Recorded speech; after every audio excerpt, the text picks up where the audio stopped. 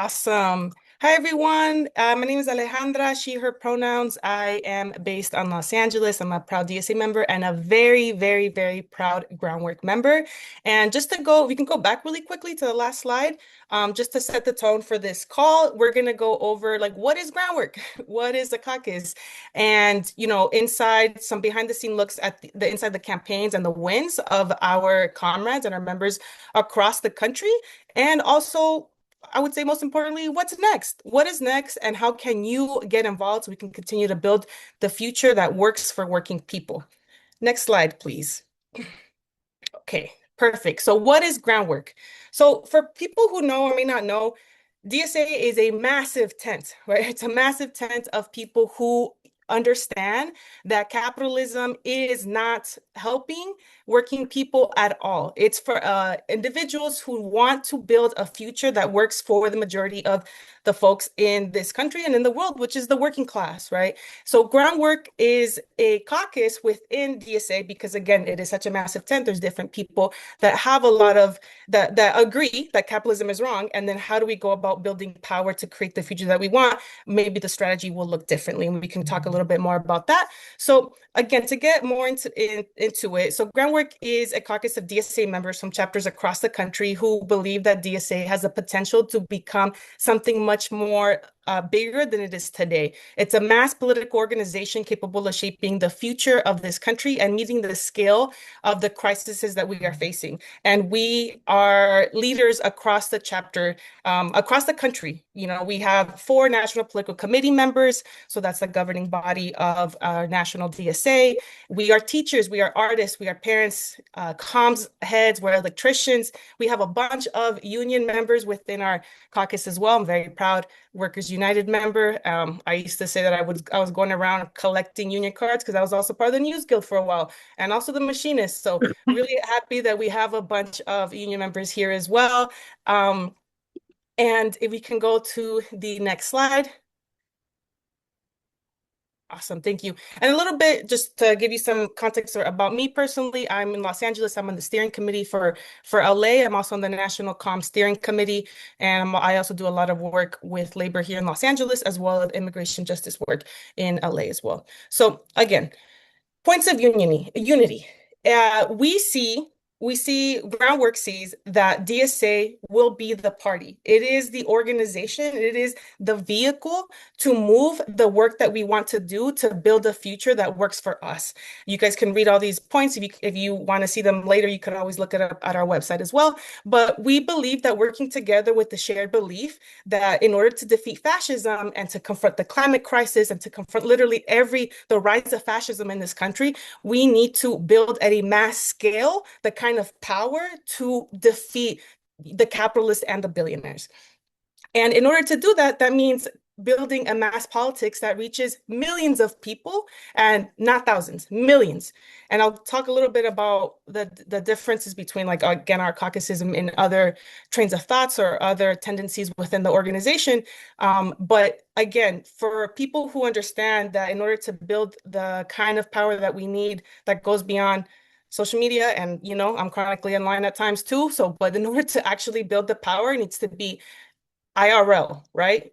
In real life. And in order to do that, we need to be experimental. We need to figure out and understand that one organizing tactic is not going to necessarily work in every place, right? So what do we do to ensure that we are working together to defeat fascism, to defeat the billionaires, to defeat the capitalists, and to actually build working class power?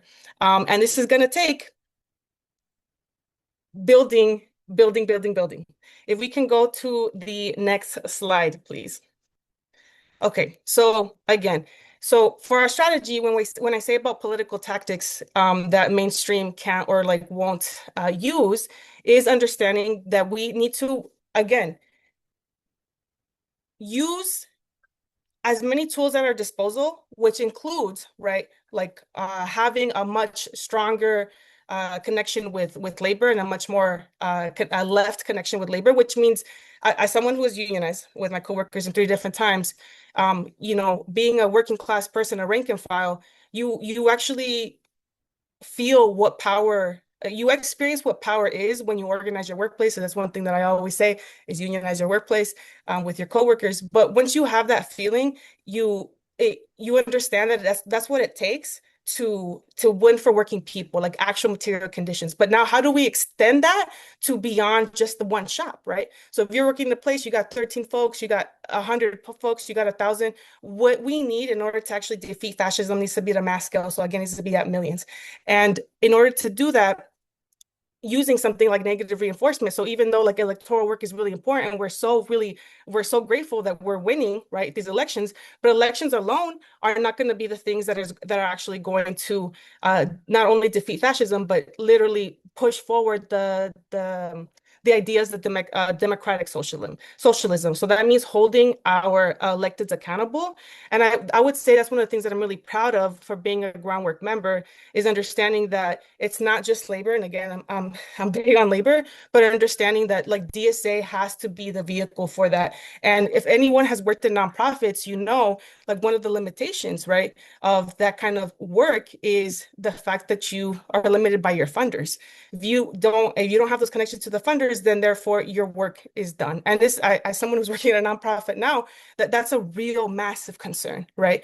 And again, another one is with labor rank and file through and through. But again, for the mass skills that we need to defeat fascism, we need to be talking and like extending that conversation with working people and not, keeping the discourse just online or drawing a line that cuts off working class people who may not have the same understanding that we do, but actually extend that hand to build the power that we need. And oftentimes that's one of the things that I'm sure if you guys are online, you'll see that quite often. But again, to build the kind of power that we need to be extending the hand and getting as many folks involved to build that power. And this is why within DSA, with groundwork, we see it as a vehicle and not spreading our members too thin or across other organizations, because we know that this is the way that we can build that power because we're a member funded, member led organization. And what does that mean? That we have the liberty and we have the ability to build this organization in a very democratic manner.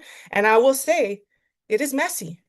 Like I'm so excited that we have so many new members. And for those who don't know, we have actually have become the largest democratic socialist organization in the history of this country. That's huge. That's incredible. And for anybody who is coming in, I hope you understand that, it's going to take all of us and many more of us to be able to defeat fascism and to build a future that requires the working people to be put first, right? And not just the profits of these corporations and these billionaires. But it's going to be messy. It is messy. If I think oftentimes that what I say to people when you're unionizing your workplace or you're doing anything that is worthwhile, it is hard. But at the same time, I have found within groundwork, I've been a member of DSA for 5 years. I've been in union rank and file for 5 years. And one thing that I'm really appreciative of groundwork is that the fact that's a lot of like-minded comrades who understand that in order to build the future that we want, we need to be extending the hand to as many working people.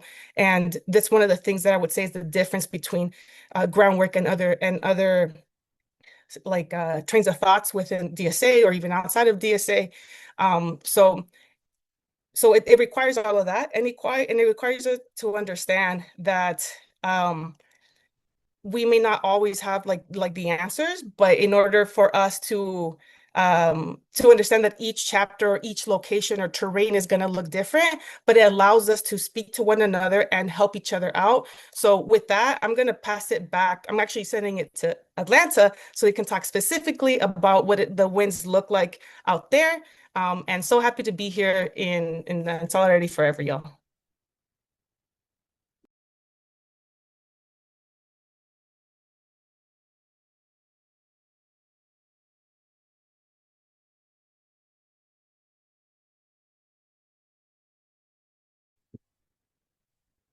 Hey, all right, what's up, y'all?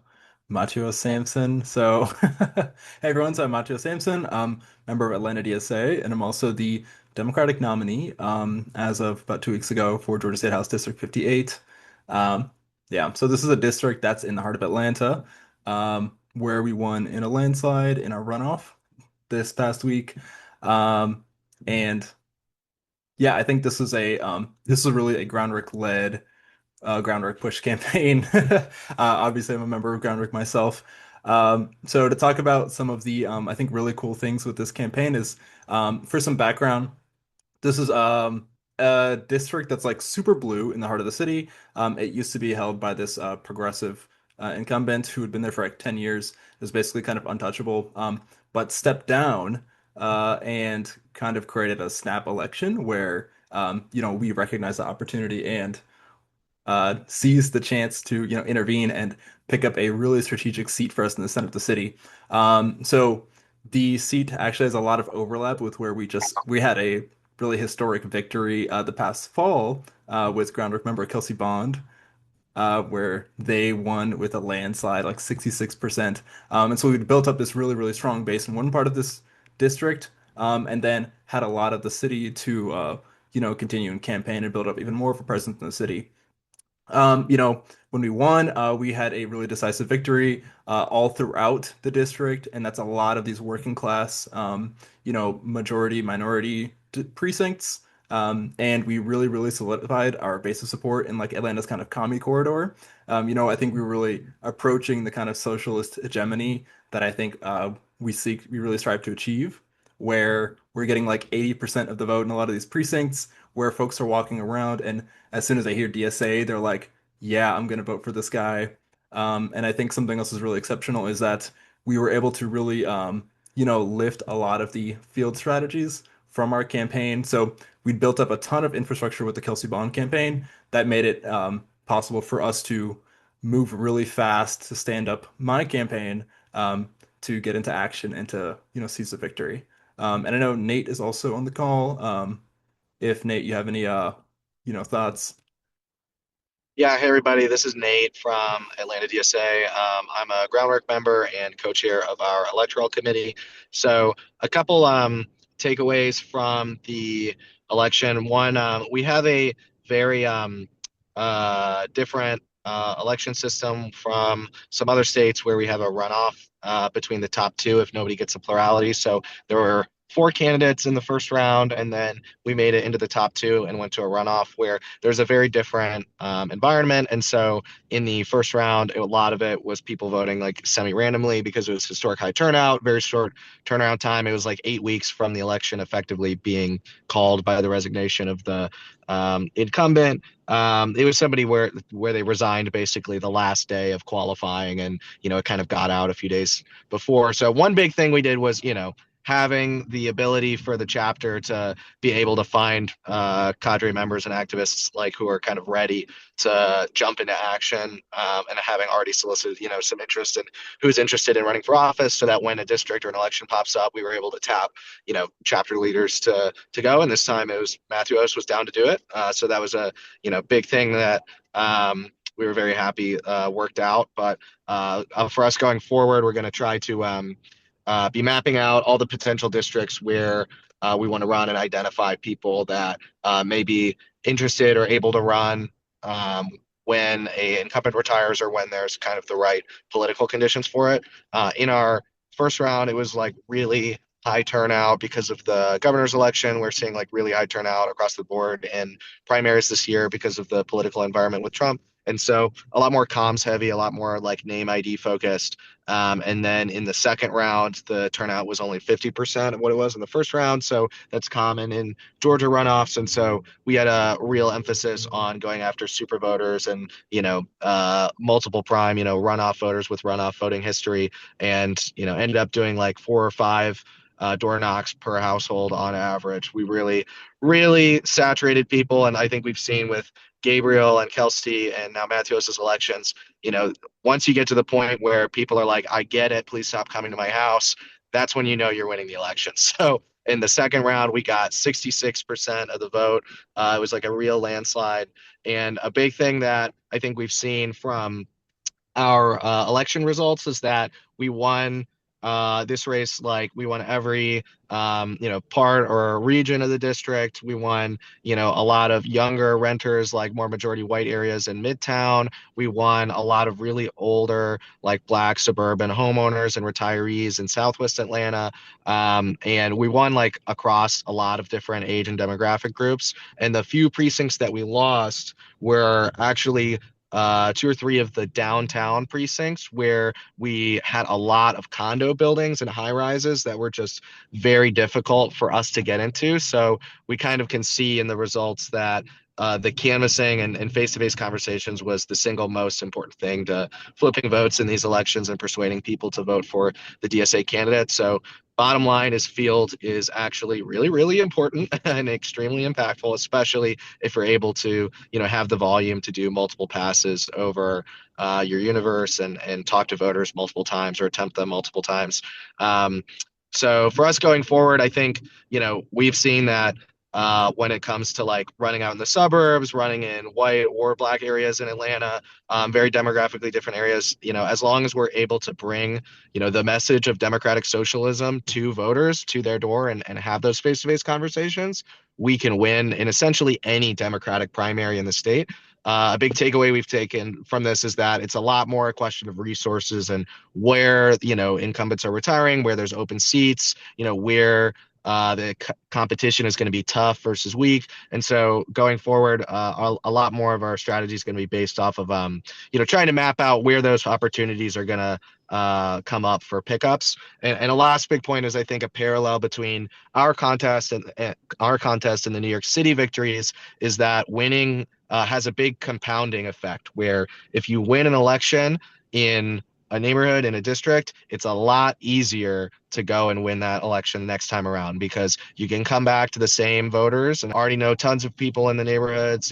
People are really familiar with DSA, brand identity. The Kelsey Bond endorsement in the precincts that were in that district was extremely impactful. So, another thing is that and we also have other contacts in history in the different parts of the district from past electoral campaigns and issue campaigns around Cop City.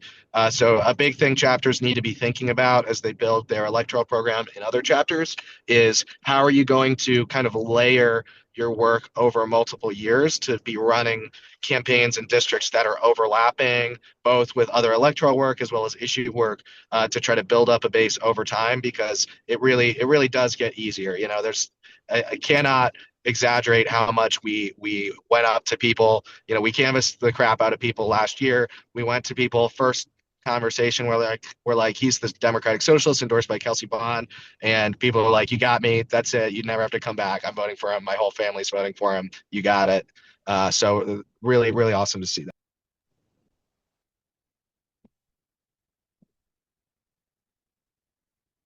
Yeah, super well said by Nate. Yeah, and I think something worth noting is that, clearly socialism can win in the South. I'm sure a lot of folks have heard, there's been so much buzz in the media about the wins in New York City, and other places across the nation. And there's been lots of skeptics or, DSA kind of haters who have said, "Oh, well, try this south of the, try this in the South, and you can't win." Well, clearly we can, especially when you actually go and talk to people, and tell them that you're going to go fight for universal health care, that you're going to go fight to fully fund their schools, that you're going to fight to expand public transit, and basically, actually fight back against. In our state, Republicans trying to destroy our public institutions, trying to really attack the folks of color in the district, and it really does mean a lot to them that they, actually see us show up and they do really like our policy. So, we're super proud of this one. And like Nate said, we are laying the groundwork for future victories here.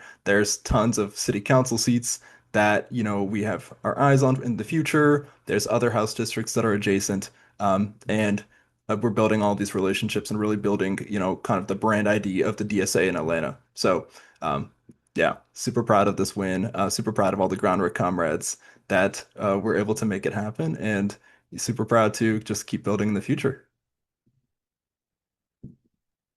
Awesome. Thanks for joining tonight. And we are going to pass it off to our comrades in DC next. I think we've got Carl on.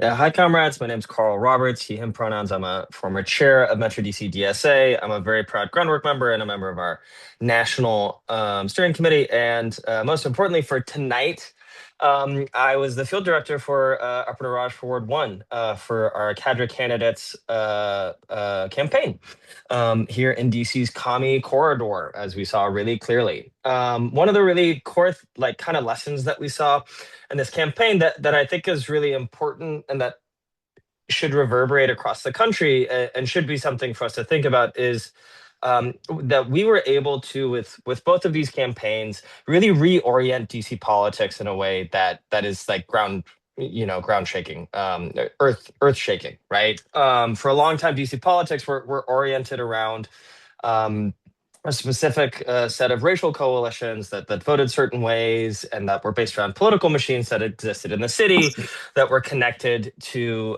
developers a lot of the times. And this campaign, especially the Janeese campaign at the mayoral level, in terms of reorienting that, really took a class struggle message, took a class struggle campaign where DSA on the one hand, and then the labor unions in the city on the other, teamed up against the landlords in the city, the business owners, especially restaurant owners, and like the president of America, and won, right? Won incredibly convincingly. JLG's campaign managed to win on the first ballot with 54% of the vote. This was DC's first ranked choice voting election. And so people were wondering if she was going to be able to do that. And she won clearly.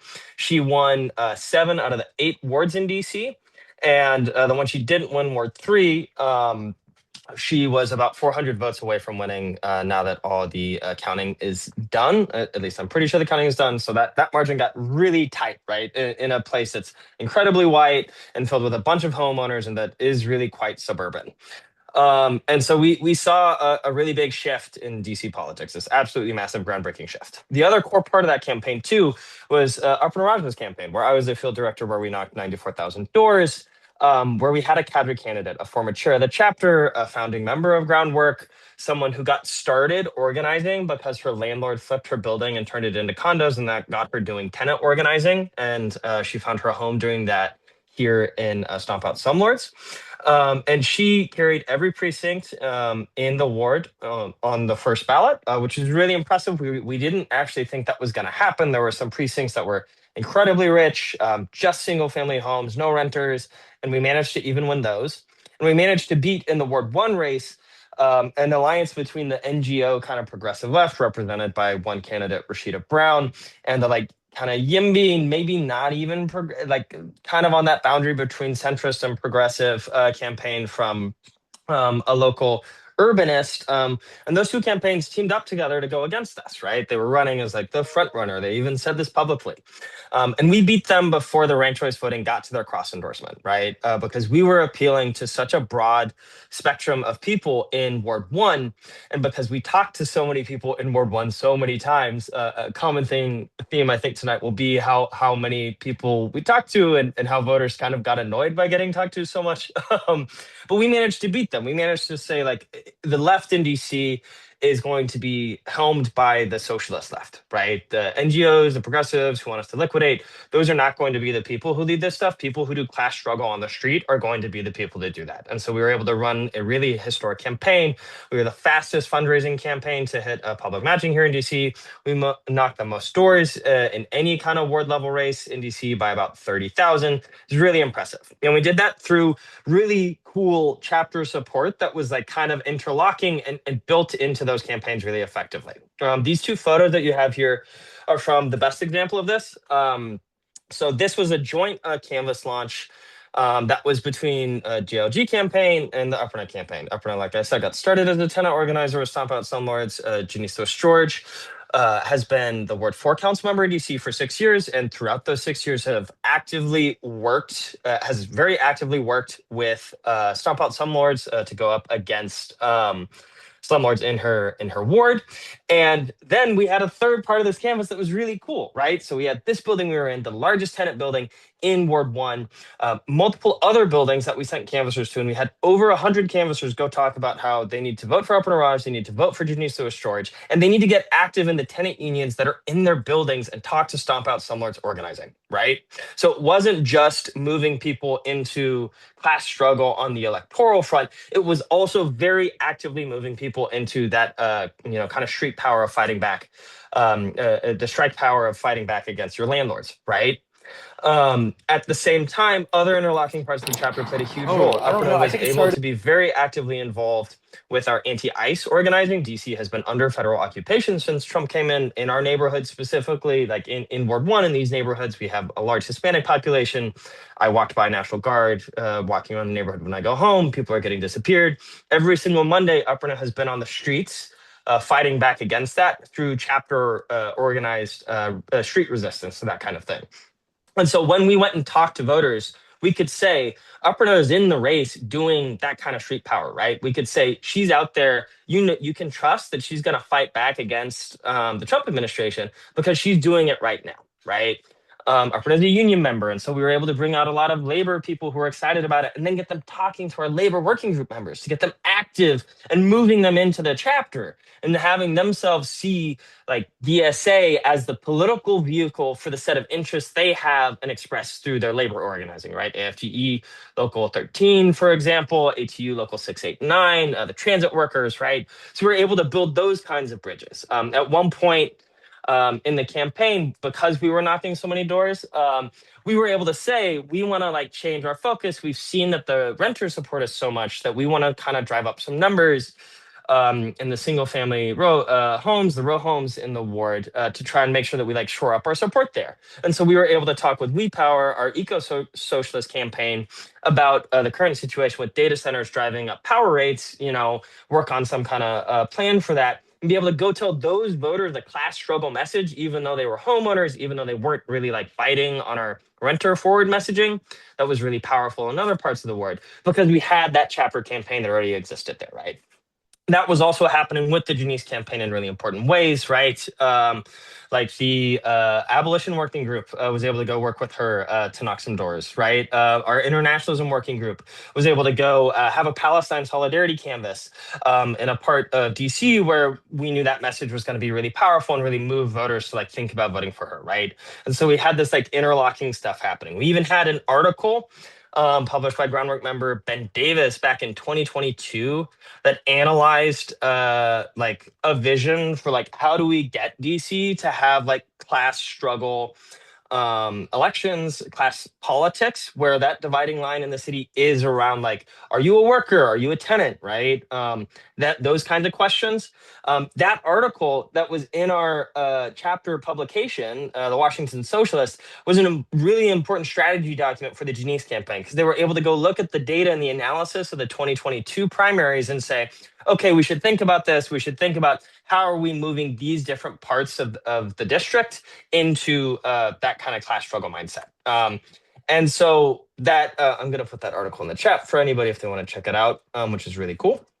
But the last thing is that really vitally too, like socialists led on these campaigns, right? We said, we are socialists, we're out socialists. The amount of doors I had for Aparna, where I'd knock the door and I'd say, Aparna Raj is a democratic socialist. And the person would do what Nate was describing happening in Georgia and would just say, stop, that's good enough for me. Great. What's your name? I'm going to vote for it, right? That kind of stuff started happening a lot more with Janeese, same thing, where we could say, you can trust us that we're going to be the people who go and fight on these issues. That we're going to have like some kind of vision for a better DC because we're the socialist people here, because we're the people who represent your interests, because these people have been doing the things that you want to see change. And our Groundwork members played really important roles here. The third person in this photo who's talking, Bakari Wilkins, also a former member of our steering committee here in Metro DC, a chapter member and one of the lead field organizers on staff for the campaign, for Janeese's campaign, not the only one.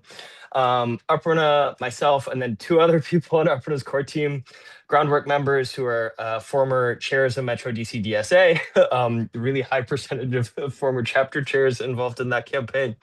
And so we really saw the difference, like with Aparana's campaign, just a campaign of DSA people who sharpen their skills in DSA, who have DSA experience, sometimes going back 8-9 years doing electoral work. And we saw it as the first campaign that we had run in DC, that we had engaged in DC, where because we were leading, it was the best campaign, right? Historic, best run, able to knock 94,000 doors, able to have our average volunteer knock something like 299 doors or something, right? Really able to get people motivated doing stuff. It was really cool, really amazing. With that, I'm going to pass it on to Ravi to talk to you all about the Claire Valdez campaign in New York City. Sounds good. Thank you so much. Hi, everyone. My name is Ravi. I am the campaign manager for Claire Valdez for Congress. We just had a historic victory last Tuesday, so excited to be here with all of you. And also a proud NYC DSA member, obviously, and Groundwork member. Otherwise, I wouldn't be here with all of you tonight. So yeah, wanted to talk about how we did it, the challenges we faced, and the steps we took to get to that victory. So first, maybe to start off and give some context about what the race was about. So for those who didn't follow super closely, this was an open seat. It was Nydia Velasquez's seat, and she had retired. And basically, it was an opportunity for all of us to pick up a seat in the heart of the Commie Corridor in New York City. And so when the opportunity opened up, it looked very, very good.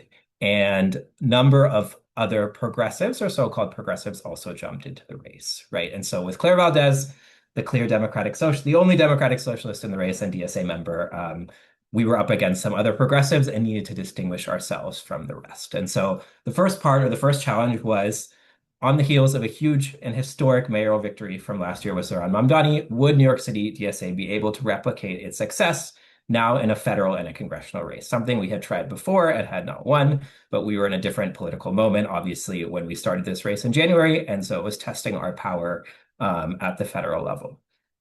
Why was this district so interesting? Well, so New York 7 is one of the bluest and most left-wing districts in the country. It was the one that Zohran won the most. He won it, we announced in January. Yeah, that's correct. He won this district by 50 points, which was the highest margin of victory of all congressional districts in the entire city.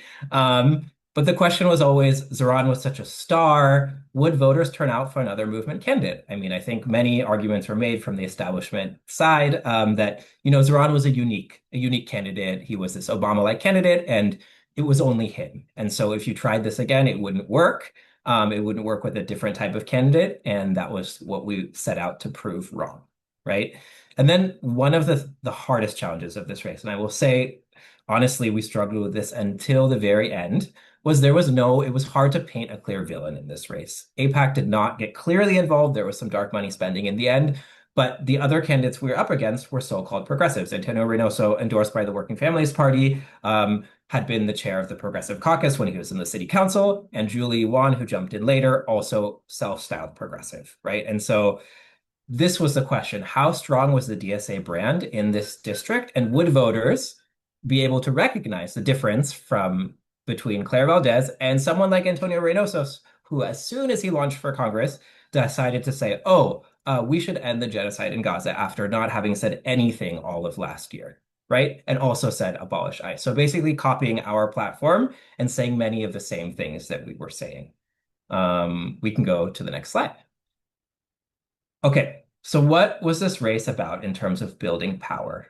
So this was a unique opportunity. Claire is a union organizer. She comes out of the labor movement, a proud UAW member who had organized her workers at Columbia, other workers at Columbia to unionize as staff.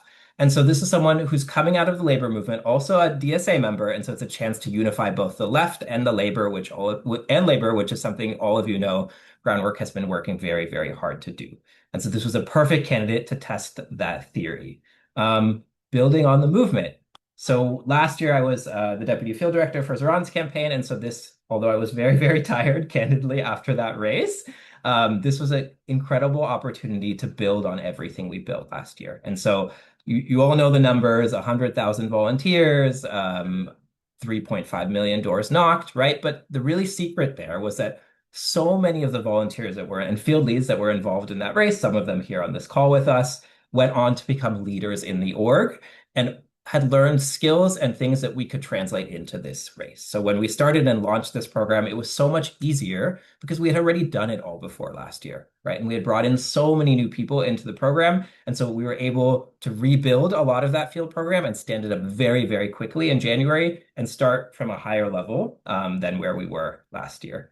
Running a slate. Okay, this was another unique opportunity, very different from anything we had done. So New York City DSA ran 10 candidates in this cycle, right? We won 9 of them, which is, I think, a pretty incredible record.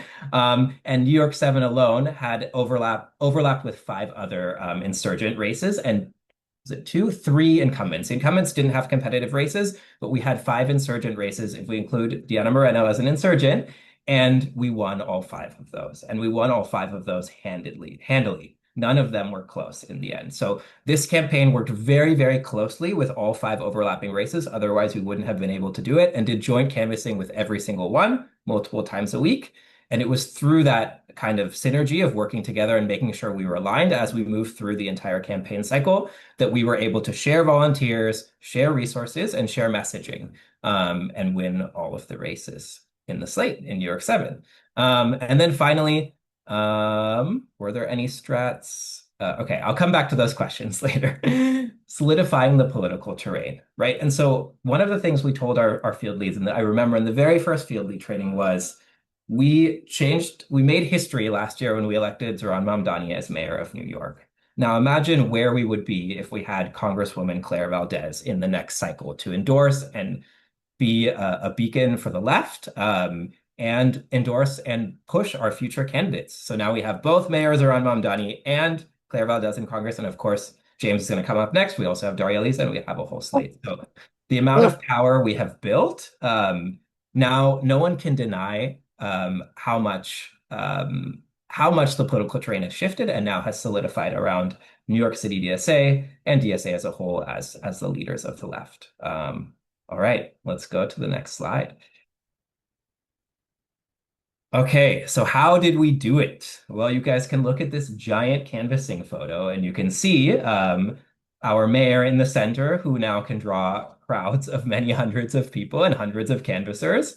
And so we took advantage of that star power, but also of the organizing capacity, right? We had already built a huge canvassing infrastructure. And so when we were able to get the mayor out, both for Claire and for Dari, we were able to turn out 200 to 300 people, as you can see in one canvas in this picture, and then go knock 10,000 doors in a single day, right? And so how many did we do? How many doors? We did 330,000 doors in this race. Our goal was 250,000, which is an extremely high goal, and we crushed it with an army of 4,600 volunteers. So it was such an incredible race to be able to rebuild everything we did last year. And people turned out. They turned out and knocked a ton of doors and talked to thousands and thousands of voters.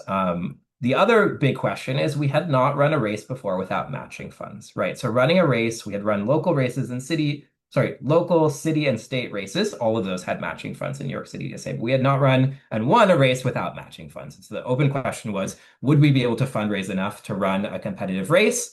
And we raised 1.67 million. We outraised our competitor by about $650,000. And it was a true grassroots donor network that was from over 24,000 donors across the country with an average donation of $50. And with that, we were able to hire an incredible team, an incredible staff, fully fund our TV and digital because we still have to do the traditional media and all of that in addition to the doors. It's not one or the other. We do everything. And do the mailers. So we did everything. We did it better than our opponent, and we crushed them in every part of the campaign. Oh, we lost our screen share. Okay. Finally, drawing the clear distinctions. And this was something we were constantly questioning ourselves on. Would people know the difference between Claire Valdez and Antonio Reynosa when he has big signs saying abolish ICE and big signs saying end the genocide? Would people know? And so the way that we framed this was Claire will fight for you in Congress, as she won't just be one of 435. She's going together with the entire movement. And you know she's going to fight for you because she has always fought for you. She called for an end to the genocide in Gaza or called for a ceasefire on day one, the day after October 7th. Antonio stayed silent for an entire year until he launched. Claire was there. She was there from the beginning until he launched his campaign. Antonio took real estate and has consistently taken real estate donations, not just in this race, but in his previous race, going back against a pledge that he would never take real estate donations. And that really matters in the most expensive city in the country, where we have the highest rents in the entire country, right? This guy is not going to bring your rent down. And then finally, Claire was the first and the only elected to be at Zoran's launch party when he launched on day one and endorse him. So this is someone who has always been there from the beginning. You know they're going to fight for you. But that is not an easy story to tell, especially when your opponent is saying, look, we're the same, except I have more experience. So we had to hammer that message over and over and over, and we did it through all of these ways at the doors, through the ads. But I would honestly say the difference, of course, was at the doors, because we just had this army that no one could match. Okay, what was the result? We won last week by over 20 points. It was a blowout in the end. We did not expect to win by that much. We expected to be much, much closer. Claire got 56% of the vote. We got the mandate, we got the 20 points, and we won almost every single neighborhood in the entire district. So we only lost 3 neighborhoods that I know of. We're still waiting for the final data, which was the Satmars district, Cypress Hills, and NYCHA. And so literally we won everything. We won every age demographic. There was also an open question: would Claire only win young voters? We won every single age demographic, including the older voters. And the young voters turned out. And that's the same group of young voters. So we didn't have the same turnout as last year. Of course, no one expected that. But young voters turned out once again. We won Tonita seat. If people don't know that reference, Tonita was the person that Antonio associated himself with constantly on social media. She was like an older Puerto Rican woman that he was constantly using to show his connection to the district. So we even won that district. But yeah, it was a commanding victory, and it was due to all of the work of the incredible volunteers and everything we had built since last year. So very, very cool to see our theory of change proven right once again. And with that, I think that's my last slide. I will pass it over to James to talk about Darializa. Oh wait, there's a very quick one. Okay, sorry guys, I forgot about the slide. I'll make it quick. Just quickly, shout out to what Groundwork did in this race. Multiple senior staff, both on the campaign, also on the government side, are Groundwork members and have organized with us for a long time. We put together an incredible policy platform. We rolled out policies, I think 10 different policies across the campaign, starting in the last 3 months. And many of those policies were written by Groundwork members. So the climate platform was written in conjunction with the Eco-Socialists here in New York. And the foreign policy platform was written by Claire's chief of staff, who is also a proud Groundwork member. So shout out to those folks. We would not have had such incredible platforms without their hard work. And then finally, you can see the picture down here. We had a weekly Groundwork canvas that honestly crushed the SMC canvases. It was a friendly competition, but definitely turned out serious members. And that was on, I think it was Tuesdays in Bushwick. But those weekday canvases were really, really important in the home stretch to hit voters in ways that we hadn't before. So right in the commie corridor, Groundworkers were turning out. All right, I think I'm done then, and I will pass it over to James. All right. Yeah, so my name is James. I'm the Bronx Upper Manhattan steering rep. And on Daria's campaign, I was actually an early member of her campaign. I joined in around like late November, early December, while she was still going through the DSA endorsement process. And I served as her data director. So basically, I was doing all of the back end stuff for field, helping chart doing all the tech support, figuring out where we're going to door knock, turf cutting, and doing data analysis, stuff like that. So we had a few challenges when coming to this race. So Zoran won this district by 19 points. So that is a large margin, but obviously we're not Zoran. Espaillat is not our opponent. Adriana Espaillat is not Cuomo. So the question was, could we turn those voters out again? So our opponent was named Adriano Espaillat. He's the boss of the Uptown Dominican machine. There's 2 main machines uptown. You have the Harlem machine run by Keith Wright, and you have the Dominican machine run by Adriano Espaillat. So he came to prominence as the demographics of Uptown were changing and more Hispanics were moving into the neighborhood. He consolidated a Dominican bloc and was able to really power that to victory and dominance Uptown. Now, one giant challenge we had here was Bum has had, as we've run races for years, but this was the first of all, this was the first race we ran in Uptown, and the race we ran before were in the Bronx, and we had never run a race before. So there was a lot of skepticism about whether or not this was going to be too big of an undertaking for us.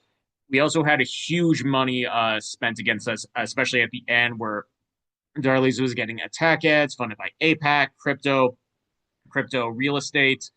Something very, very nasty at the end was Espaillat was spreading like very racist birther conspiracies that Darializa is not Dominican. She's actually Haitian. She's black. So that that Dominicans shouldn't vote for her. It got very ugly near the end. So these are all things we had to really like grapple with. Big money spent, racist campaigning, and like an institutional machine Uptown. Next slide. Yeah. So some successes in the campaign is really this race really is kind of a lesser of groundwork thought, where this race really built DSA. So Bum is the fastest growing chapter, and that's been true since we ran Zoran. So, and that actually, so we grew about 200% since October 2024 when we launched Zoran's campaign. And that actually accelerated over the course of her campaign. I was doing even onboarding calls today. I was talking to like dozens of people, and so many people were saying, I came into DSA through Darializa's campaign. I was very excited about her message. She was running on a platform of Babies Not Bombs, where her main pitch was, instead of spending money abroad, fighting the war in Iran, supporting Israel's genocide in Gaza, we need to make sure that we're spending that money at home and investing in education, housing, healthcare. And really, this is very much a proof of concept. Groundwork was the only caucus to endorse Zoran's run for mayor. And ultimately, this is another example where the org NYC DSA takes big swings, and this helps build the org. We see a large jump in membership. We've actually got 100 members in BUM just in the last week since Darializa's win. And we also use this opportunity to build up new leaders in BUM. Like I had a whole team I crafted together that would do like van stuff, and we were able to get like turf cuts. We were able to get everything set up together for whatever field project we had in incredibly small amounts of time. Next slide. Okay, now how we won. So this race energized people a lot. Like I really can't emphasize this. We had a huge turnout. We consistently had hundreds of people knocking doors every week, and over the course of the campaign we had well over 1,000 like unique people coming out the door knock. We raised over $1 million to fund TV, digital ads, mailers, and one thing we kept hearing, which was something very interesting, is this campaign was one of the few it was actually a very good campaign for electoralizing Palestine.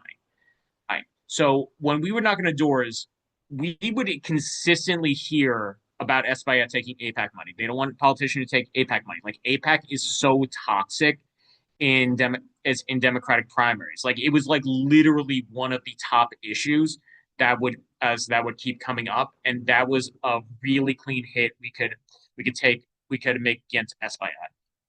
This has really been like, and people we're seeing this because we actually had like a giant change in the politics, where we had the war in Iran come through like halfway through the campaign, and that actually helped our message resonate more. There's so much war fatigue; people are tired of it, and that's really allowed Darializa's message to really resonate.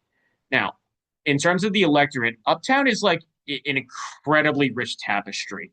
So you have the three primary demographic groups are Latinos, Black voters, and white voters. But even within that, there's large diversity. Within the white voters, you have a lot of Irish voters. You also have a lot of Jewish voters.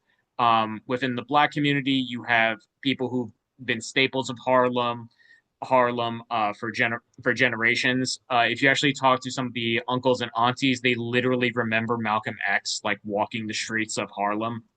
You have a large Senegalese population, large African Muslim population within the Latino community in areas like Washington Heights and Fort George. You'll have large Dominican population. In East Harlem, you'll have like a large Puerto Rican population and a large Mexican population.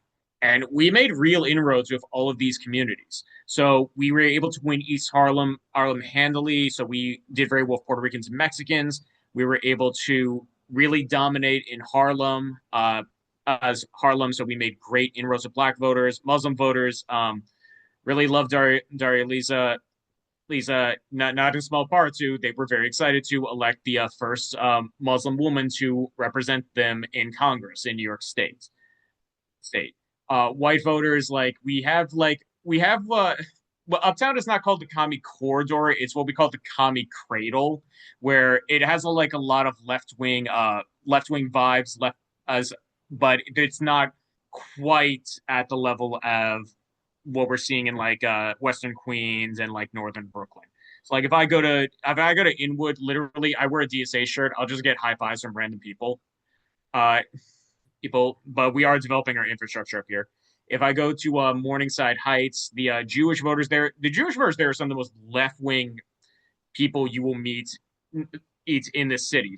You will literally find like some of the people who were in DSA back in the 80s when you go to Morningside Heights, and we ran a proudly anti-Zionist candidate, and she was able to win in Jewish voters. They really resonated with her message.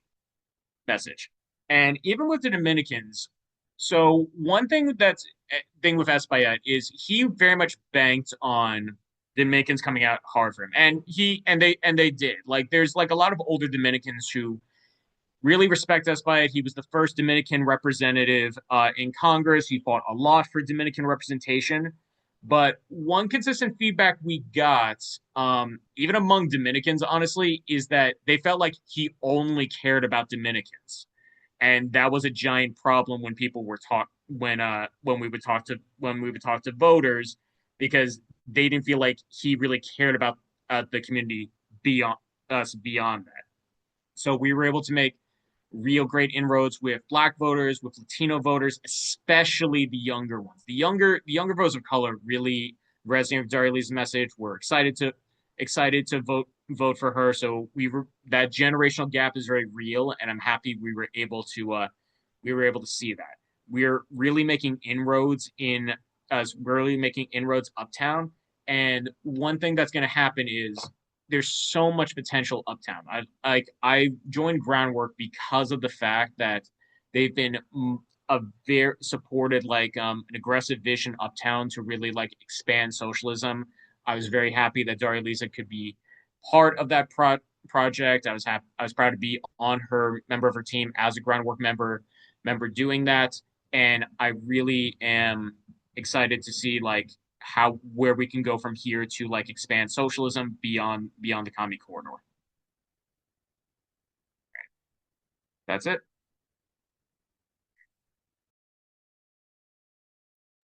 All right, I think we're gonna kick it over to Darren. Hey everyone, my name's Darren. I use he, him pronouns. I am IAPA, sorry, Tupac's campaign manager. And before I get into the bullet points, one, I promise I'm going to have a slide light presentation. We've been looking at a lot of slides, and I don't like putting lots of text on slides. So I'm going to reference some of the prior slides and talk a little bit contextually.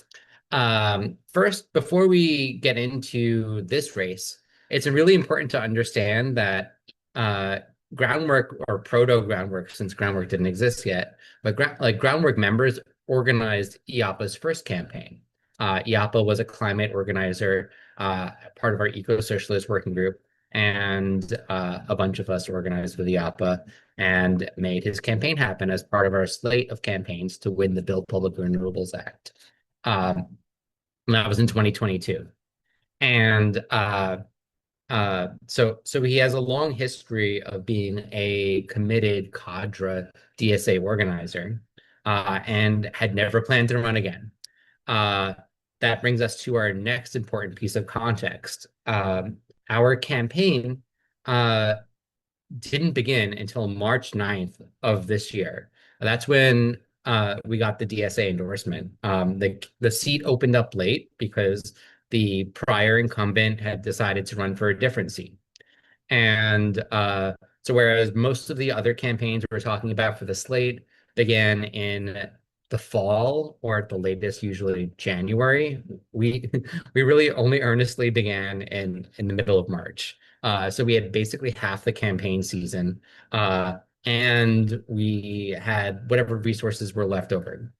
Um, the other bit of context was that, NYC DSA ran a full slate of races, and there was this great opportunity to have overlap, except for in Lower Manhattan. So we were basically on an island, and it was pretty. It was pretty.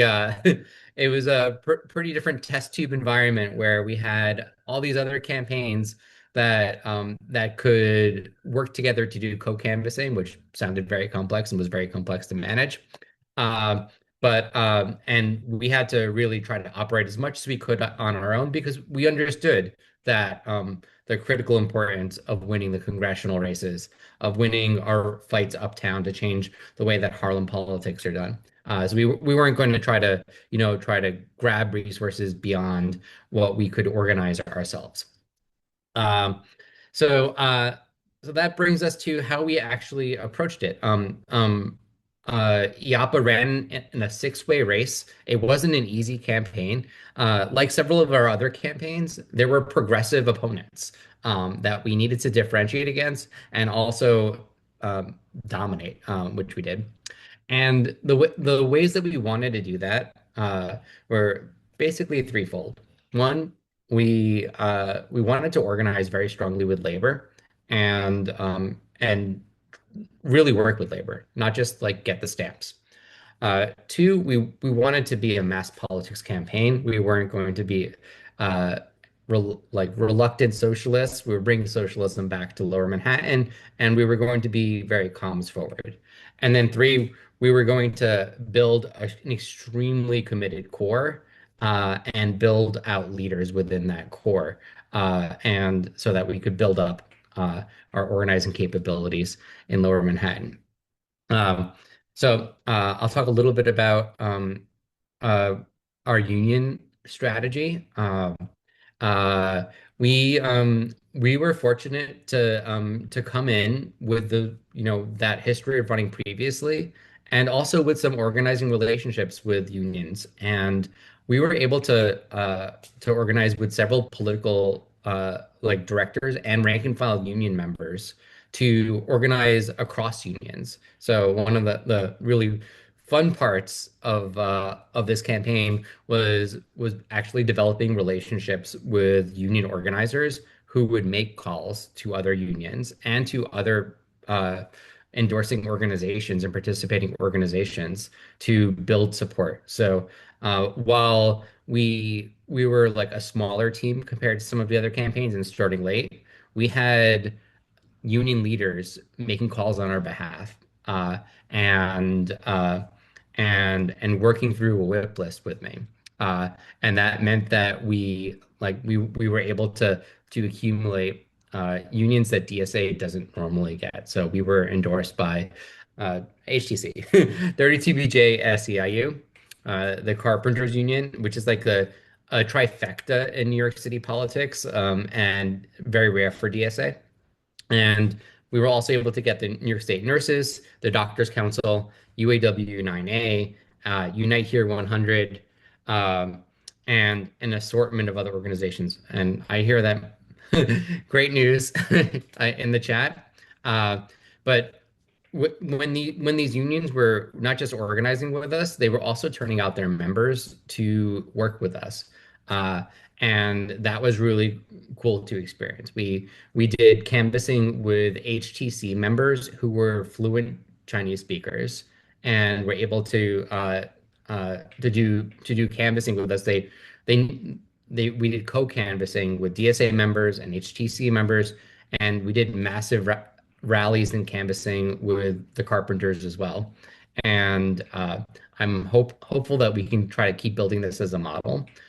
One thing I'll note is that like these unions are some of these unions are really experienced canvassers. Like we've been canvassing a lot with UAW 9A for years, and just like DSA, they developed like a true core that understands how to canvass. They can just show up and knock doors. And some of these other unions are a lot newer to it, and I'm really excited that we can keep building with them and knock more doors with them over time. And then yeah, we won. We did a six-way race, and IAPA got more than twice as many votes as the person behind the next candidate. So it was really cool. And we were able to close the gap, even though we started the campaign and ran the campaign in half as much time as everyone else.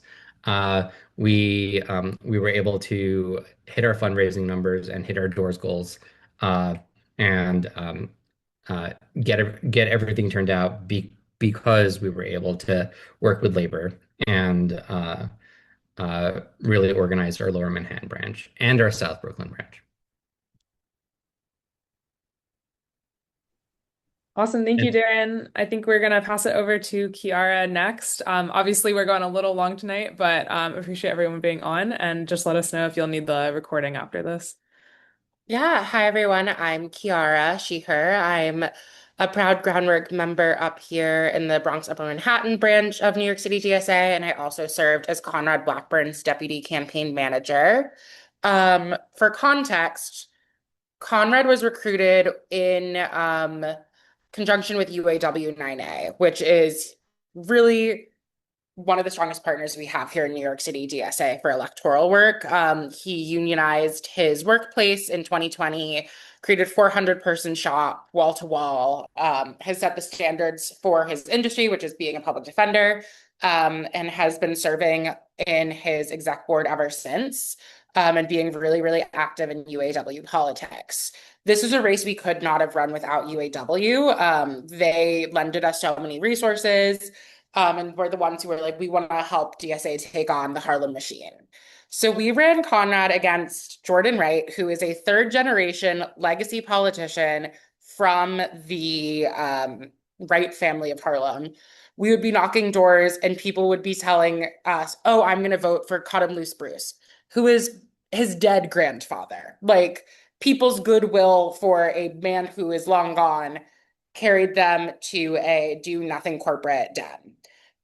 We created one of the largest campaigns. We had over 12,000 volunteers, close to 2,000 donors, really grassroots. Our average donation was $47. And one thing that was really important was running a Black socialist in Harlem. Harlem has a long, long history of being the heart of Black socialism in America. And our campaign was about celebrating that and uplifting the Black socialists before us and the ones currently among us.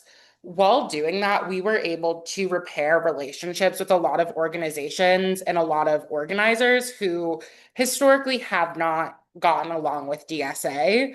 I think that we were able to do that through having newer members to organizing in DSA leading the campaign who didn't have the history with these organizations. So we were able to go in and say, that was someone else. I completely apologize. You were treated poorly. Let's start from zero. But also by working with organic leaders in the community. One of our most important volunteers was a woman who, in the first month of the campaign, DM'd our Instagram saying that she was going to be supporting whoever was running against Jordan no matter what, and was glad it was us, and became our champion, and helped us get into a really, really large community that was a rent-stabilized complex of buildings. Now, sadly, our campaign did not win. We were the one New York City race this year that we could not get. The reason why is we had the hardest terrain. We had over $900,000 spent against us starting in April. They were doing insane attack ads. Our job was not just to convince voters to vote for Conrad, but to inoculate against attacks that were trying to claim he was a MAGA sleeper agent. The best part about it is these attacks were funded by actual MAGA donors. So we know that we have the establishment very shooketh with what we were doing. And we did end up getting 47% of the vote with less than $1,000, not 1,000, less than 1,000 vote differential, while raising the number of the turnout in the electorate as well as the lowering the age. So while we did not win, we did lay the groundwork to be able to do an incredible comeback in 2028. We know that this is a seat that we will be, they know we are looking at this and they know that we will probably be winning it. To the point that they're already trying to move some things around. I've heard rumors that this machine is already looking at primarying Darializa in 28 because they hate DSA that much. But this was also a very groundwork heavy race. All of our campaign manager, Kat, joined Groundwork throughout the course of it because of Groundwork's involvement. Many of our KC members from day one were Groundwork or ended up joining. And we were able to really capitalize on Groundwork's status as a comms caucus in New York City to build one of the strongest comms operations of any of our state assembly races, and create a really strong brand image for Conrad. He goes out, like, even though he lost, he gets stopped every single day in the last week on the street by people thanking him for running. And we've built a spark for real meaningful change in Harlem that we know is going to be carried in 28. Well, we know we're going to be able to win. And we'll be able to expand outside of just 8070 where we ran, but to other assembly districts next to it, and use the work that Conrad started to really spark a movement. And I'll pass it to Ian to talk about Ian. Yes, thank you. Thank you, Kiara. Hi, everyone. My name's Ian. I am a member of Central Brooklyn branch, and I am the deputy campaign manager for Ian Huntley. And I largely focused on the field operation for that campaign. And I'm also, of course, a proud Groundwork member. So yeah, I guess similar to other races this cycle across the board, this race was building upon like past successes in this district. This Bed-Stuy is basically represented by socialists at various levels of government. Jabari Brisport represents this neighborhood in the state Senate. Chi Ose represents this district in the city council. And and this is a district, this neighborhood that Zoran won by like over 60% of the vote. And it's an area that Ian ran in 2024 and basically just lost narrowly by like little more than 500 votes. And at that time, that was the most expensive state legislative race in New York Assembly history. Basically, Solidarity PAC, which was like an APAC affiliate, and real estate developers basically pumped a bunch of money into that 2024 race, only to narrowly defeat us.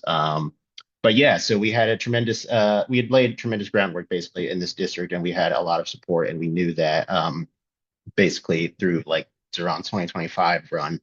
And we were able to knock 100,000 doors in this campaign. That was really unexpected.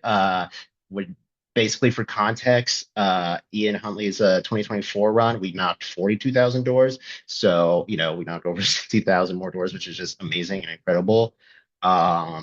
We were essentially, we very much were able to saturate the district. An assembly district is not that, large of an area. So we were able to do multiple passes of the neighborhood. And basically, like others have said, at a certain point, people were kind of like, yes, absolutely, I know. Even from the beginning, kind of what others have talked about as well. This is just a very, even though it's like kind of, outside the commie corridor. This is an area that's extremely supportive of DSA, and even in as early as February, and knocking doors, telling people that he not only is endorsed by DSA, he's endorsed by Jabari Brisport. He's going to fight for Zoran's agenda, and already people were like, "Yeah, you got my vote, absolutely." So yeah, right from the beginning, as soon as we started knocking doors on in the neighborhood. We won this race in coalition with the various groups. One of the most prominent, however, was the Stop D Theft Coalition. And similarly to Harlem and what Kiara was saying, Bed-Stuy is, a largely Black neighborhood. There's a lot of Black political organizations of various, ideologies, and these races in Bed-Stuy have had very significant racial dynamics. Sometimes those racial dynamics are deployed rather cynically, and but sometimes they're very real, very material. So the Stop DTheft Coalition is essentially a group that is focused on ending the practice of DTheft, which is basically a way by which bad actors can steal people's homes. A lot of folks who maybe inherited a home, a brownstone, who may have like maybe extremely house rich, but cash poor, are exploited by these various bad actors. So the Stop Deed Theft Coalition, we ran in conjunction with them. They ran two candidates for a down ballot race called State Committee, which is essentially just like a Democratic Party position, a local Democratic Party position in Brooklyn, that has influence over the selection of judges, and the judges adjudicate a lot of these deed theft cases. So that's why they chose to run in those races.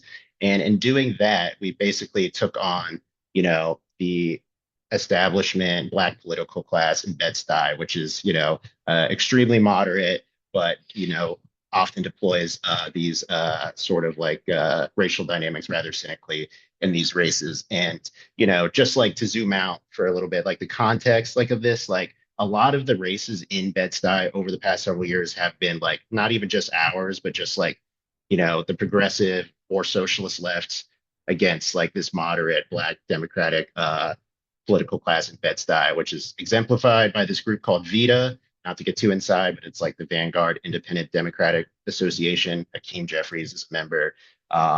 So yeah, a lot of the races over the years have been like VITA candidates against our candidates, or just other progressive candidates. Like the people that have run against Jabari, for instance, have been recruited by VITA. The person that Councilmember Chi Osei beat initially for his seat is the same person that Omar Hardy, who ran for state committee, just beat for his seat at the district leader level. And of course, our opponent, Stephanie Zitterman, has worked for Henry Butler and other VITA electeds in the past before she was elected. So this dynamic is played out over and over again, but we have knocked off almost entirely all of, all the VITA members in this district. And like I said, these groups that often deploy like race rather cynically, but basically when all the votes were counted, our campaign won 60% of plurality Black election districts in Bed-Stuy. So this narrative really doesn't carry water, and it's usually just deployed to just kind of do a us versus them mentality. And so we overcame that narrative, which is basically the same strategy they deployed in 2024. And we overcame $500,000 in independent expenditures, which were just flooding people's mailboxes with mailers and attack ads. And, basically, yeah, this just shows, I think, that like even at like the state assembly level, like we can overcome like a torrent of outside dark money, because like, there's just not that much media attention on a state assembly race. So the noise can get muddled. There could be a lot of noise very quickly. And but I think, voters are very primed against this, and people are very discerning. And, and when you knock 100,000 doors, you can overcome, we were able to overcome that sort of like just massive noise and attack ads against us. So, Yeah, I think that's all I have, and I guess I'll kick it back to Tatum. Amazing, thank you. All right, so we're gonna get into our last section here and talk about what's next for Groundwork in across the country and a bit in New York, and then we'll hear about a very exciting race, a couple of very exciting races coming up. And I wanted to give a shout out to all of our campaign and key advisors who were on campaigns we couldn't even squeeze in tonight because we had so many wins to celebrate and so much great work to celebrate. So people who are on a Beers campaign, David Orkin's campaign, Sam Caton's campaign, congratulations and thanks for your hard work. So, as far as what's next, it's no secret that Groundwork wants AOC to run for president in 2028, and we are organizing to achieve that. That was actually hearing that on a Groundwork town hall in 2025 is what motivated me to join the caucus because it made me realize there were people out there who took this as seriously as I did and had those kinds of ambitious goals. Our NPC member Kareem has an article out about this in The Nation, I think just this week, so highly recommend checking that out. We are going to be looking at building a federal SIO project with at least 3 new Congress members. I think we've got great results coming in tonight, so hopefully even more, and continuing to expand our project at the federal level. Wanted to give a few shout outs to some projects we're working on in New York as well. We're looking at running statewide races, continuing to take those big swings that Groundwork is known for championing. How do you say that? Championing. And we are looking at governor, we're looking at Senate. So we've got big things ahead. And if you're interested in helping us plan what's next, definitely encourage you to get involved with the caucus. We've got more to win on tax the rich, and we have lots that we've won and will continue to fight for with our working groups that we're involved with and that our strategy helps inform. So eco and trans rights and bodily autonomy, some big wins in our state and city budgets just recently.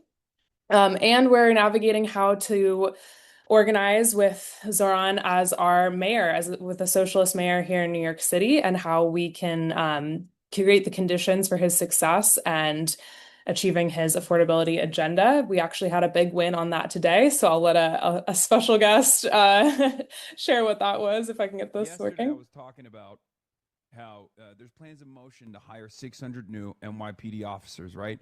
That goes against a core campaign promise. Groundwork came out and openly criticized them for it, openly pressured them from the outside for it. Okay? Guess what Zoran did today? Shook hands with Menin. New budget for New York City. No new NYPD hires. Okay? Promises made, promises kept. It's because Groundworks gave me Labubu beanies, and that's why I keep repping Groundwork. So very proud to be involved in creating the organizing conditions that make it possible for us to not be increasing our police headcount here in New York. And sorry, let me get back to our slides here after that clip. Yesterday I was talking.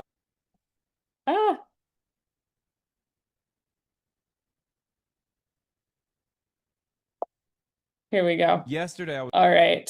And I'm going to pass it over to, I think, Autumn from Wisconsin to talk about their race for governor. Yeah, hey, y'all. So we just talked about AOC 28, and the path to AOC 28 goes through Wisconsin as a swing state with Fran. We have a real chance here to set the national tone that DSA isn't just this thing in New York City or just this thing here in like these liberal enclaves, that a full-on swing state we can win statewide. And we got the energy here. You see Sheik there on a little interview from our old DSA offices. And a little deer head thing that was gifted to us at National Convention that we have kept around. That is our kickoff canvas there. And just a lot of great energy and turning people out. This was actually the first canvas, I believe, first large-scale canvas in the entire state for Fran that she got to show out to, so that was great. This weekend, we are looking at a Know Your Rights canvas. So when we're talking about ICE kind of, abducting our neighbors or whatever else, right? We are actually we're gonna try to take Know Your Rights lit and hit doors and make sure that every door has a Know Your Rights piece of lit. So we got the van list, and then we hit all the doors we have on the van, and then while we're sprinting from door to door, the ones that aren't showing up on van, we'll throw down on a door as well. Hopefully, Fran will also be shouting this out here when she is in Milwaukee this weekend. We have 4,000 volunteers signed up. There's been a lot of building the infrastructure and the machine to take this all on, and the scaling up is actually now happening. So donations have quadrupled, and in June we have doubled the number of doors that we've hit the entire rest of the campaign, and we have to continue to scale that up because right now we are effectively in a dead heat. There are 7 candidates here and a top 2 or 3 in the crop, of which Fran is right there. We have Kelda Roy, Sarah Rodriguez, David Crowley, who have all taken money from We Energies. Oh, I'll get that donation link in here. That have all taken money from We Energies, which is our utility company that we are trying to municipalize. And because we've had this long-standing issue campaign, it has now become a campaign topic across the state this past week with some pieces out on it. That is the link there. This is, by the way, the Milwaukee DSA specific link where we are tracking how much we have raised as Milwaukee DSA because we are trying to beat Madison. We can't let Madison win under no circumstances, given anything else. We have to beat Madison in every single category. So canvassing and donations, and we are just trying to dominate here a little bit. So please help us out. Give 10, give 20, give 15, give 30, give 50, and spread it out to everybody else. The big thing is our GOTV canvas shift goals. We are looking at the weekend of 7/25, 700 canvassing shifts. The weekend of August 1, 1,200 canvassing shifts, and the weekend of August 8th, 2,100 canvassing shifts, and that is in Milwaukee County alone. That is not statewide. That is Milwaukee alone. That is our goal. That is what we're trying to hit. Fundraising deadline is today. This is not, or the last financial reports come out after this. If we can show that we really have the momentum here that we believe that we have. We're looking at the Bernie endorsement. We're looking at the AOC endorsement. We're looking at actually building this whole thing across the state to build a DSA statewide machine. I know we're running over, so I'm just going to drop this here a couple times. This is the Fran Van sign-up form. If you are interested in coming out to Wisconsin, to Milwaukee, to hit some doors, just a very simple Google form thing that I put together, and we'll be reaching, we'll be reaching out. We'll get you plugged in. And that is all I got. We had a chic show out. We got some other folks showing out already. So please, do your thing. And I'll kick it off to, I think, Detroit next. Again, donate and come canvas.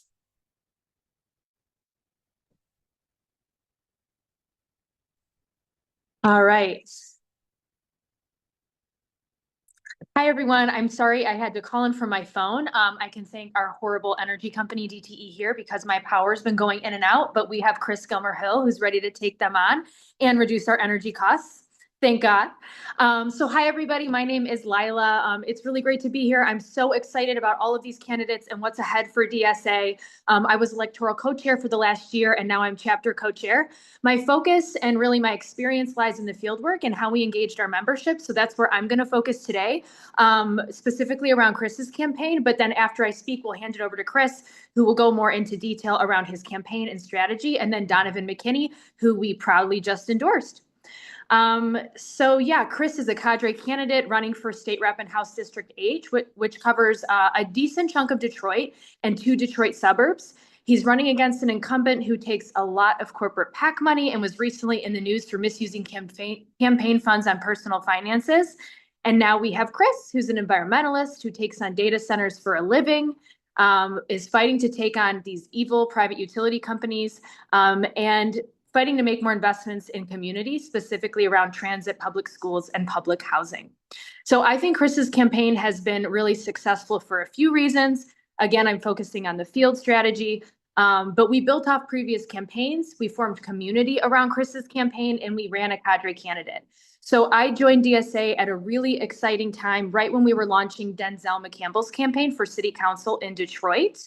I feel really lucky that I got to be there from the beginning and help our electoral committee really build out that campaign infrastructure.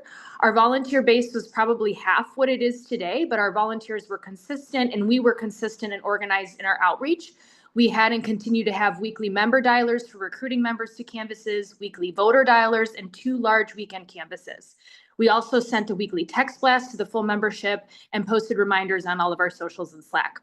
Our hard work really paid off, and Denzel beat a MAGA-backed establishment Dem by 19 points. It was amazing. I would like to add that right before I joined the chapter, we endorsed Layla Taha for state rep in District 25. Unfortunately, she didn't win, but the campaign was a success as far as setting up the building blocks for Denzel's campaign. Just a reminder that the tougher races are worth running. You have to start somewhere, and eventually those calculated risks do pay off. Then we had our Michigan for the Many campaign, which included 3 ballot measures: Mop Up Michigan, which was getting money out of politics; Invest in My Kids, taxing the rich to help fund public schools; and ranked choice voting. Members were really excited about Denzel and Zoran's win, so we not only got volunteers from Denzel's race to circulate petitions, but we had an influx of new members who were really eager to take action. This time around, we ran an even tighter, more strategic ship and had over 50 core volunteers who gathered over 7,000 signatures. So even though 2 of those did not make it on the ballot, members were more energized than discouraged when it ended, and they had built up their canvassing muscle and had a lot more confidence and drive than when they started. And these volunteers joined Chris's campaign. And then I'd say we, the Electoral Committee, really upped our game. We had a really helpful meeting with Electoral staffer Milo, where he shared best practices that we actually put into practice. We had the same number of dialers and canvases as well as weekly texts, but we also placed a heavier emphasis on building community. After every canvass, we have a social at a bar in district. We also have one large social a month that we really treat more like a volunteer appreciation day, where we rent out a space and have food. And these events provide a space to really get to know your comrades and celebrate the work we've put in. We've been doing these since March, and I can count on one hand the number of socials we've skipped. People really look forward to them because we have so much fun. We, being so aligned and committed to the same vision really bonds you, and you can feel that deep sense of community and purpose with this group. But that excitement and dedication also stems from our belief in Chris as the leader in the socialist movement. He's cadre, people know his character, values, and work ethic. He's been a highly respected leader within Metro Detroit DSA for years, and actually puts in the work as an organizer. He's also just a really wonderful person that's kind to everyone. People love Chris and want to see him succeed. This buy-in translates to 30 to 40 canvassers every weekend and another 10 to 12 on weekly dialers. So I just want to highlight here these really amazing stats. Chris, we have knocked over 24,000 doors. We have 941 yard sign requests, and over 60,000 has been raised. And with that, I will hand it over to Chris to tell you more about his campaign and Donavan McKinney.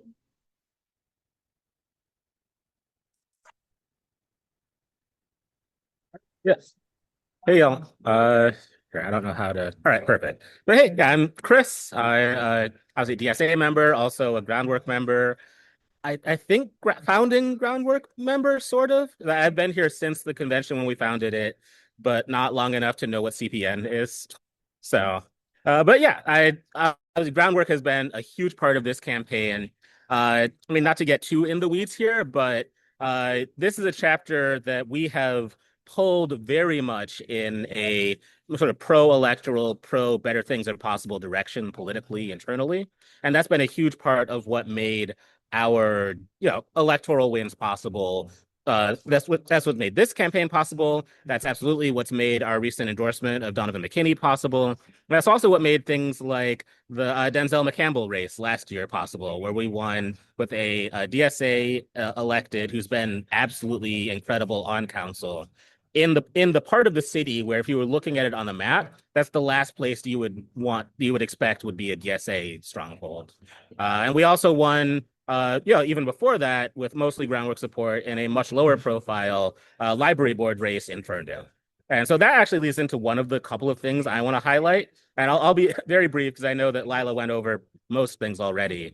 But one thing that's been a huge help is that we specifically have a really solid organizing base in this district now from some of our past organizing.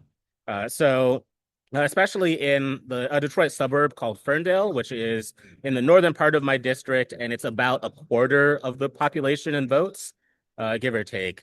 We now have DSA members elected or appointed on every elected body in that city. And that's somewhere where just in 2019, we tried and failed to get a one-person stronghold on the city council. And those, just before I joined the chapter, but we lost as a chapter. That was back in 2019. Since then, whether through chapter endorsed campaigns, through DSA members that just happen to have a lot of support from other DSA members, I mean, that's become one of the cores of DSA membership in our chapter overall, to the point that we have a whole, not quite branch, but local organizing group that, somewhere between kind of New York City style branches and just a working group, but that's just focused on the Ferndale area, Ferndale issues. That's been a huge source of support. That was one of the ways that I was able to get a lot of early endorsements in a world where a lot of people in Michigan are incredibly hesitant to endorse against any incumbent, and especially a Black incumbent. That really helped to make things possible. And, knock on wood, but it's looking like the marches in Ferndale are going to be very good and potentially will be one of the big stories in terms of, how are we able to win this race? The other thing I want to also stress is that, just by virtue of having DSA, having this kind of, field capacity, that's made it possible to really get out everywhere and talk to people in neighborhoods in Detroit that, well, not only would we never really expect to win in a vacuum in the past, like these are places where Bernie got basically no support either time. They're places that just get ignored. And so these are some of the, on paper, least likely DSA voters, but we've been getting a really solid response consistently on the doors. And you don't know yet. We still have a month and some change to go. But I am confident that the results we're going to get out of some of these areas are things that are only possible because DSA has the resources to be the ones that show up, even when nobody else is going to show up for anyone else.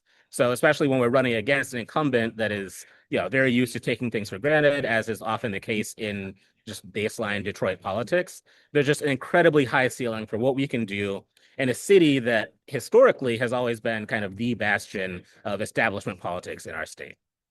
But yeah, all this is really only possible because of DSA, because of massive cadre turnout. A lot of folks that I want to shout out that are in the chat that have been incredible super volunteers, and because of a lot of groundwork cadre people that have really made all the organization here possible. And hopefully this is going to unlock so much more going forward in Metro Detroit. But yeah, I'll leave it with that. Awesome. I know we've got a couple QR codes for some phone banks here. So if you're available on July 5th or July 12th, tap in. I know some huge phone banks were a big part of Darializa getting over the finish line here in New York. So want to, speaking for my chapter, want to share the solidarity and get involved here. So give those a scan if you're available, and maybe we can drop those in the chat as well, to phone bank and get this campaign across the line. And definitely want to get us to the join Groundwork as well. So as you've heard tonight, Groundwork is a place where you can learn from seasoned comrades involved in all types of organizing, develop a sharper political analysis, participate in shaping DSA and creating the conditions for all the kinds of wins that you've heard about tonight and what we have coming next. It sounds like results are very good for another federal socialist in office in Colorado, hopefully. So it's a really exciting time. I don't know if everyone else can feel it, but it really seems like we're building something and that the tides are turning in our favor and due to all of our hard work. So Groundwork is a great place to get involved in all of that. And yeah, aligning with DSA organizers committed to transparency and democratic deliberation. So please check out the website, look over the points of unity. And if you feel like that resonates with you, then we would love to have you fill out our form and get involved. So that's the QR code there. I know for those in New York City, Jane is going to be hosting a late night social at M Appeal Room in Lower Manhattan. So maybe Jane can drop any details about that in the chat, but would love to have anyone join us there. And we'll turn it over to some questions now. I know this call's gone on for a little while, but yeah, like I said earlier, lots to celebrate. So appreciate everyone being here. And we'll open Stack for anyone who would like to ask any questions in, let's say, the next 15 or 20 minutes or so before we call it a night.